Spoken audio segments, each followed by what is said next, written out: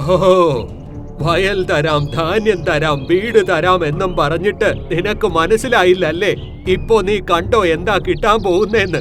നല്ല തല്ല് തരുന്നുണ്ട് ഞാൻ. കാരണം അവനറിയാം കഴുകൻ മുത്തച്ഛൻ പറഞ്ഞാൽ അത് ചെയ്യുമെന്ന്. കഴുകൻ മുത്തച്ഛ, എന്നെ വെറുതെ വിടൂ. ഞാൻ ചിന്മുന്നെ വിടാം, ഈ ഗ്രാമം വിടാം, ഈ വയലും വിടാം. ഞാൻ ആരോടും ഒന്നും പറയില്ല. പിന്നെ ഞാൻ തിരിച്ചു വരികയില്ല.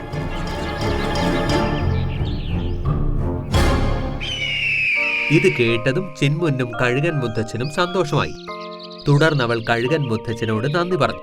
കഴുകൻ മുത്തച്ഛ, നിങ്ങൾ എന്നെ വളരെയധികം സഹായിച്ചു. എന്റെ കുട്ടികൾ വിശന്നിരിക്കുകയാണ്. ഇപ്പോൾ ഞാൻ അവർക്ക് ഭക്ഷണം നൽകണം. മോളെ, നിനക്ക് എത്ര ധാന്യങ്ങളാണ് വേണ്ടത് അത് ഇവിടെ നിന്നും എടുത്തുള്ളൂ. പിന്നെ നിന്റെ കുട്ടികളെ പരിപാലിക്കൂ. നിനക്ക് സുഖമാവുന്നത് വരെ നീ കുട്ടികളുടെ കൂടെ ഇരിക്കൂ. ഒന്നിനെ കുറിച്ചും ആലോചിച്ച് വിഷമിക്കരുത്. അത്യാഗ്രഹിയായ കറുത്ത കാക്കയ്ക്ക് ആ കഴുകൻ മുത്തച്ഛൻ നല്ല ശിക്ഷ നൽകി. അവനെ ഒരു നല്ല പാഠവും പഠിപ്പിച്ചു. പിന്നെ ചിന്മുന്നെ സഹായിക്കുകയും ചെയ്തു.